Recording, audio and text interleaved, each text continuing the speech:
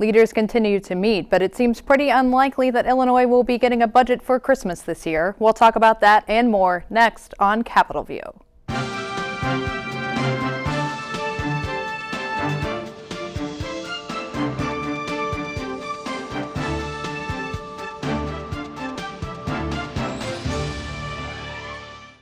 Welcome to Capitol View, the show where we talk about Illinois politics and government. I'm your host, Jamey Dunn, with Illinois Issues and Illinois Public Radio. And with me today is Brian Mackey, also with Illinois Public Radio. Brian, thanks for being here. Good to be here, Jamey.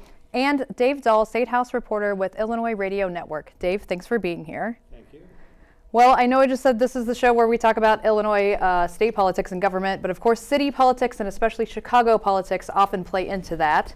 So we're going to chat a little bit about what's going on in Chicago. Brian, Mayor Rahm Emanuel just has a boatload of headaches going on right now, politically speaking. Can you catch us up a little bit on why the mayor is just really under fire right now and why folks are criticizing him so much? Yeah, well, of course, this really goes back to an incident that happened last October, 2014, I should say. There was a young African-American man, 17-year-old, who there was a police report that a man had a knife, and police showed up and ended up shooting and killing this young man. The initial reports from the scene were that he had lunged at police, he had threatened them, and one officer ultimately fired 16 times, killing him. Well, turns out there was a video of that. The mayor and the city fought the release of that video from a police car dashboard camera, and ultimately a judge ruled that they had to put the video out. And since that time, there have been protests. The police officer, right before the video came out, was indicted for murder. Turns out that Mr. McDonald, the young man, was backing away from police. He was not lunging at them, apparently, on the video, at least at the one angle that we've seen. You know, this has been the culmination of years of protests and feeling oppressed in certain parts of the city, particularly African-American lower-income neighborhoods where they feel the police presence is very heavy-handed. And so there have been consistent protests since the video came out. On so-called Black Friday, the day after Thanksgiving, protesters stopped people from going into stores on Michigan Avenue. They've disrupted police meetings. The mayor was at a school this week giving a talk, and some of the kids started chanting 16 shots, which is one of the things you hear a lot from protesters. So the U.S. Justice Department is now investigating the Chicago police, and Mayor Emanuel did fire his police chief, but there are still people calling on him to step down and resign from office. Well, and Dave, this is just one of the things the mayor is dealing with. Chicago's budget is in a lot of trouble, and we are also seeing Chicago teachers potentially going on strike. What else does Rahm have on his plate right now? Well, we're talking about recall, especially in light of the Laquan McDonald situation, and that's one that's probably not going to go anywhere since the mayor has just started a new term, and the provisions they put in place to recall a governor are incredibly difficult, almost impossibly difficult, and if I'm not mistaken, the bills that they have in to recall the mayor of Chicago are maybe not as stringent, but still not easy, not a trifle. So I think the mayor ought to be in good shape to finish his term if he so desires, and there's no indication he desires otherwise. Well, and when this tape was released, there was a lot of criticism of the media, not staying on top of the story. It was a couple freelance reporters who were able to pressure the city into releasing this tape. But Brian, since the tape came out, there have been just a deluge of reports looking at policing in Chicago. Can you tell us a little bit about some of the things we've learned generally about the police force and what's going on since this tape has been released? Yeah, there's a lawyer who works at the University of Chicago. He's had a legal aid clinic used to be in the housing projects on the south side of Chicago. And he has worked with some others to compile a list of police brutality complaints, for lack of a better term, complaints about excessive use of force, that sort of thing. And the website 538, people might know Nate Silver, the stats guru, who's had a really good run of predicting presidential elections in the past few years. Somebody else at that website analyzed those police complaints And it really shows that a relatively small number of Chicago police officers are responsible for a rather large percentage of the complaints. And they found that there are people who are getting 10 or more complaints a year, and you can use that number to predict in future years they're going to continue to get complaints. So it seems like it would be possible to identify troublesome officers. Now, police unions will say, in some neighborhoods, it's a lot tougher environment, and police have to be more aggressive to stay on top of what they're doing, and that's kind of where the debate is heading right now. Balancing police being able to do what they say is doing their jobs in a tough environment, versus other people who say, look, there is a deep culture problem with the Chicago Police Department, a deep mistrust in the African American community that the Chicago Department polices. The Chicago Reporter magazine this week republished excerpts from a story from the early 1970s. And if you read it without knowing that bit of context, you'd think it was from today, where it lists all the problems that the communities in Chicago feel with the Chicago Police Department about not having that trust there. So this is something that's continuing to evolve, and as I said earlier, the Justice Department is now investigating. That could be a years-long process, but they're talking to a lot of people and looking at the practices of the CPD. Well, and Dave, you look like you want to add something. Just because there's a complaint doesn't mean it's got any grounds. You could argue that in some of the places you described, Brian, having a complaint against you is not necessarily a bad thing. And if you have no complaints against you, maybe you're not working hard enough. Possibly, but 10 complaints, 15, 20 complaints, and certainly you're right. Not all of these might be, you can't certainly paint with a broad brush like that. But when you get complaint after complaint, and clearly there is a problem in Chicago. We know when Laquan McDonald was shot, all the other officers filed their reports saying he lunged at us. They all lied. We felt threatened. We got to get our stories straight. Well, but talking about who ought to be losing their jobs, the superintendent, Gary McCarthy, what was he on the job for, 3 or 4 years? It goes way, way, way deeper than that. You talk about a story from the 1970s. The problems with the police and with the community and how they work together go back generations. Mm-hmm. And just changing the mayor, changing the state's attorney, it's not going to stop it. And I actually heard the lawyer I was referring to earlier made the case at a meeting I was at last week in Chicago with some people who are involved in criminal justice and sentencing issues and some other reporters, sort of a roundtable discussion. He said, it may actually be better that Rahm Emanuel has this pressure on him, because this guy, when he puts his mind to something, he can sort of knock heads together and get things done. He's known as a mover and a shaker when he was a chief of staff for President Obama and one of the top Democrats in the United States Congress. So maybe if there is, if the protesters keep up the pressure on him, maybe he's the one who actually could get something done to improve the Chicago Police Department. Well, and Dave, we've seen legislators on the state level pass legislation kind of trying to address some of this just general issues with policing and that sort of thing, looking at body cameras. That was one of the biggest pieces of legislation that actually did happen this year. Looking ahead, as we are kind of starting to now to 2016, do you think we'll see more efforts at the state level to get involved with policing? I think there will be efforts for politicians to look like they're interested and involved. The body cameras, it's there's a lot more to it, it seems, than it looks like at first blush. You're talking about storage, sifting through all the video, the expense. Time was there wasn't a YouTube, and there wasn't a video of a Laquan McDonald, and who knows what else has happened that was never captured on video. But in terms of a real solution, I think the body cameras, it sounds simple, but I think it's a lot more complicated than people make it out to be. And a lot of the cities about the size of Springfield are looking at it and wondering how to make it as good as everyone says it is, make it economical and effective and efficient. It's a tough one, in my opinion. Yeah, and I think one of the other problems here is that when you have these dashboard cameras, these body cameras, the police, in a sense, they're being put in to make the police accountable for their actions, partly.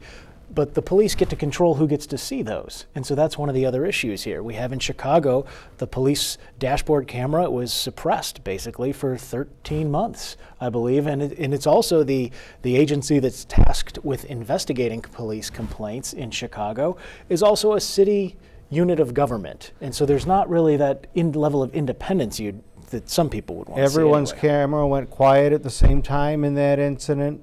Everyone lied the same way. They got their stories straight. The missing, I keep waiting for someone to bring up Rosemary Woods, the missing 18 and a half minutes or whatever. And then what you bring up with regard to people guarding the hen house and what have you, it's difficult to trust that it's going to be objective when it's part of the same entity.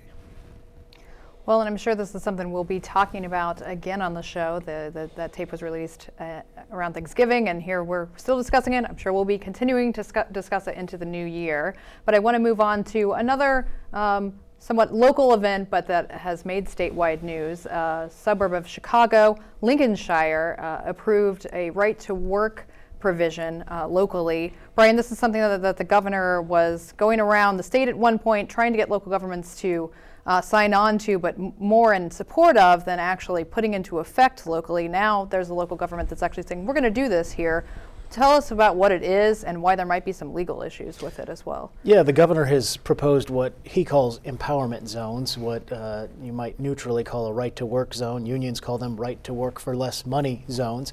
Basically, they would end the agency shop in these areas. So if a union comes in and they can organize 50% plus one of a workforce, they have to represent everybody at that company, and everybody at that company has to pay union dues, or at least most of the union dues. They don't have to actually join the union and become a card-carrying member, but they still have a little money taken out of their paycheck.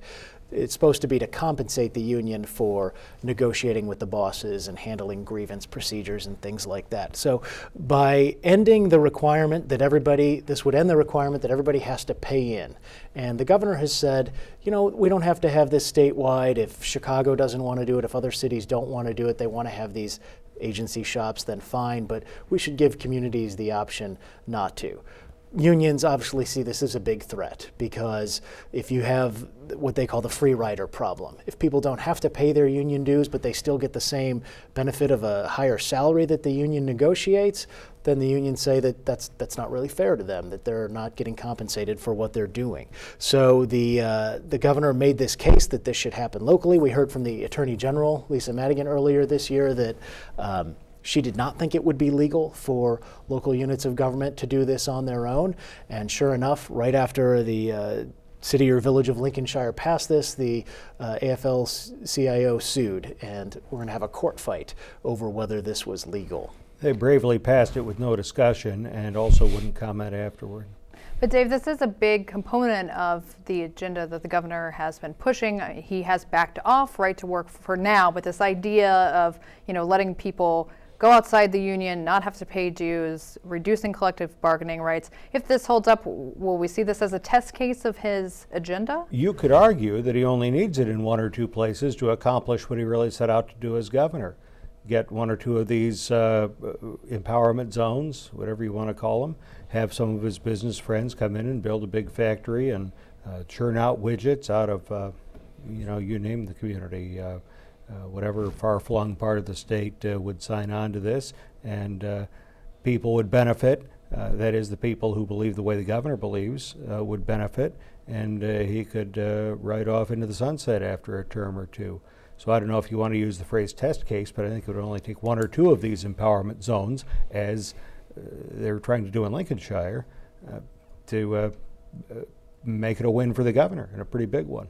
Well, and it seems likely if other local communities see this scenario that you're, theoretical scenario that you're describing, that we might see more local governments jump on because they'll want a widget factory as well. But Brian, this legal battle will take some time, right? We're not expecting this to happen right away. Is there an injunction at this point, or? I actually don't know the answer to that question, but I mean, typically this sort of thing would not take effect. And since we are talking about a plant or something building it, I find it hard to imagine that suddenly a car plant is going to decide decide to locate in Lincolnshire in the next couple weeks before the courts can really. I mean, these legal battles can take a long time.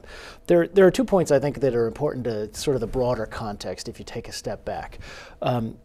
Democrats believe that the governor's move to undermine unions is really about weakening Democrats and one of the big sources of their fundraising in the long term. Unions give a lot more money to, although they have been bipartisan in Illinois in the past, they do tend to support Democrats more than Republicans, and the governor is really making an effort to make sure that that continues and that he doesn't want Republicans to feel allied with unions anymore. And he's really held them tightly to keep them from voting on anything that would be conceived as pro-union in the legislature. So you have that aspect of it. Another aspect is that this is what the budget impasse is about, right? This is what the governor is really fighting for. He has this and a few other items that that really are targeted at weakening the power of labor unions in Illinois, both government unions and private sector unions. And this is what we've been fighting for. And it's kind of interesting. We've been waiting. You have all these school districts across the state, hundreds of municipalities, 102 counties, and it's finally one of them has stepped up and even though some have passed advisory resolutions saying we, vaguely support the governor's agenda, here's one that is really finally trying to implement it. So now this is kind of where the rubber meets the road and we'll see where it leads us. Well, and speaking of the governor's agenda, the leaders have been meeting, the 4 legislative leaders and the governor recently. They're meeting today, although when we taped on Thursday, they had, I believe, not come out of the meeting. We hadn't seen any news out of it yet. But Dave, what's going on? What are you hearing about these meetings when folks come out, and are they moving things forward? What's kind of a status update with these meetings? It sounds to me like they're almost going through the motions, at least as far as what we're hearing about now. One thing that that has kind of gotten out is that the longer we get along, the farther we get from the cameras and microphones of that circus atmosphere of the first one, that maybe it is more productive. I think we're really just waiting to say Happy New Year and have it be a simple majority, not a super majority, to get anything passed. And the governor himself has said it might be March or April before there's a budget, and you would think that perhaps we could go the full fiscal year without a budget. Yeah, I mean, that certainly seems to be possible. Don't forget the primary. Don't forget the March 15th primary.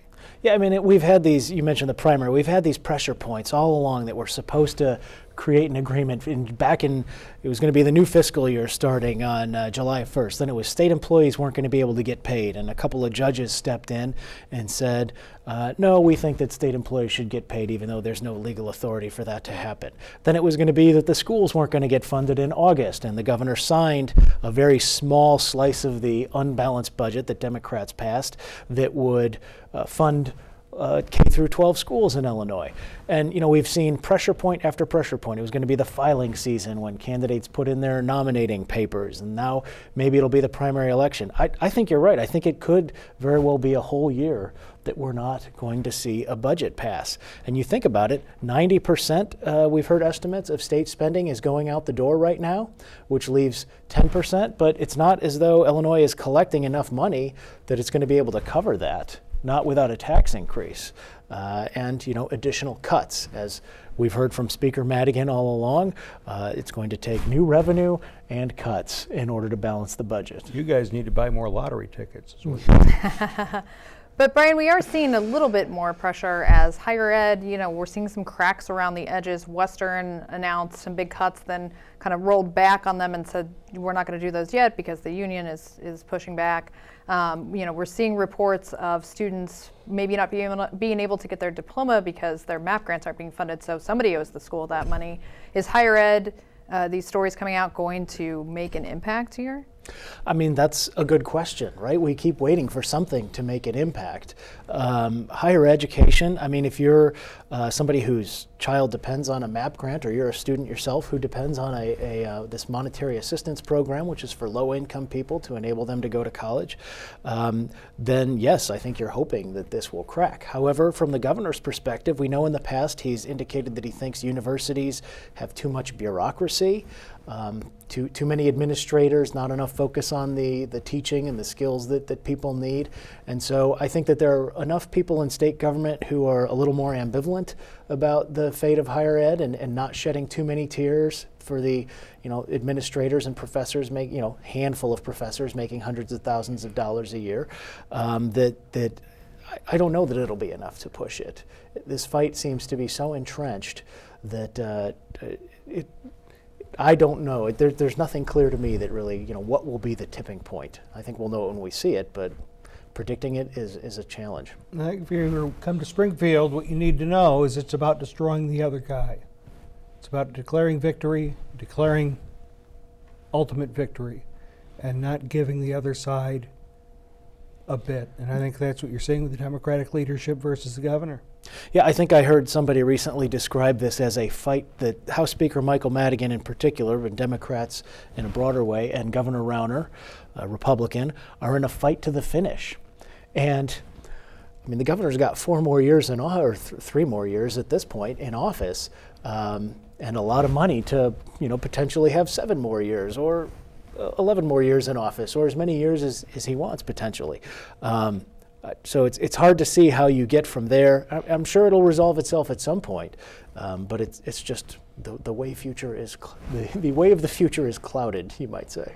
Dave, is there a point when we see, for example, Western in Macomb, if all those layoffs happen, that's going to be pretty devastating for Macomb. Is there a point when we start to see those things become political liabilities for the folks involved in this fight to the finish? I've talked to the budget director at Western a couple of times, Mark Bierman, and he, is it Mark?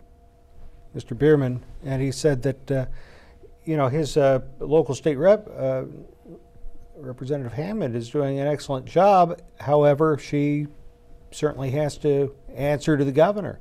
So I think it's a tight spot for those folks.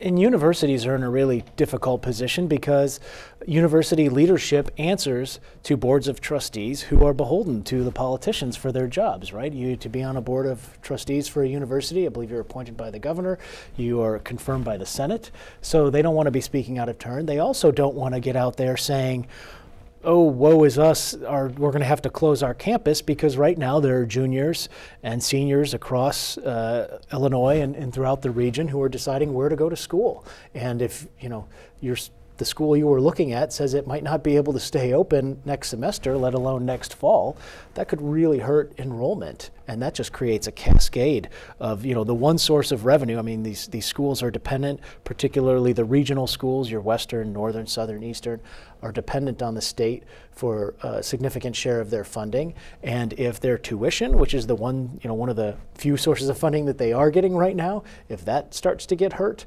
then that just makes the situation even worse. Well, and as Brian said, that when these things do need to be funded, there won't be enough money left over without new revenue, and there'll probably be some cuts as well. But Dave, the AARP released a poll today that would indicate that most seniors and soon-to-be seniors in the state are not wild about many of the taxes that might be on the table. Can you tell us a little bit about that? Well, spoiler alert, taxes are unpopular. In other news, chocolate is tasty. They said 9 out of 10 people over 50 that they surveyed are very much against taxing retirement income, and that's one of the areas that might come to mind if you're talking about how are we going to raise revenue, how are we going to create a new source of revenue.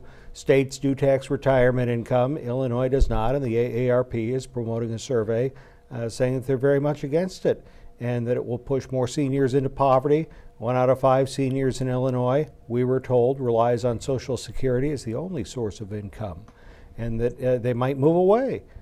To which you might say, well, if Illinois is so great for not taxing retirement income, how come we're not attracting more seniors? Well, because of property taxes, they say, and it's not the weather.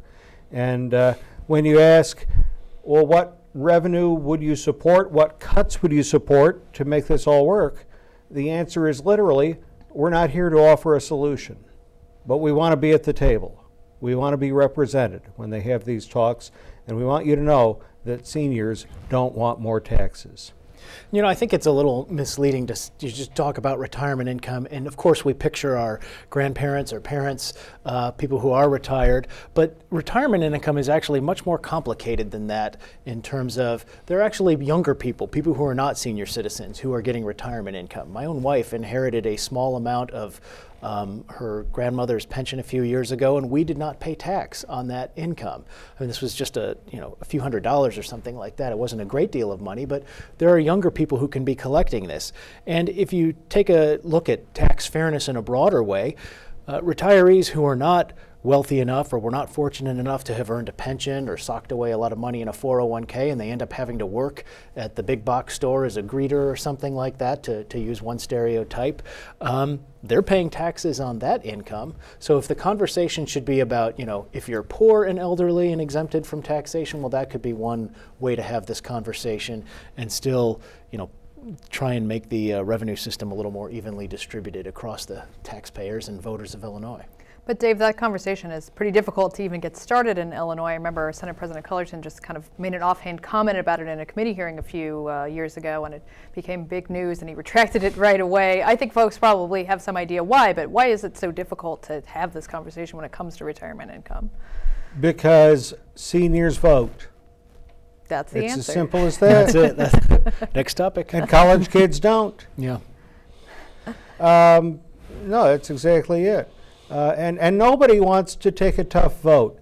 Nobody wants to talk about anything tough, and that's long been the problem here, and it's the problem here this year. No one wants to. Governor Rauner can't even look a single mom in the eye and say, yeah, you're the one who's feeling pain, and it's going to be for a big long-term gain because of a booming economy. Even he can't do that. A couple other potential taxes were also on that poll, I believe. Services, income tax increase. How did those fare? A little better, right? But still not great? Overall, they think they're being taxed enough. And to hear from the Republicans, it's almost as if the Republicans believe that Illinois has enough revenue as it is. Well, the spending is going to be maybe $38 or $39 billion, I've been told, and the revenue is more like $34, $35 billion. So what are we going to cut?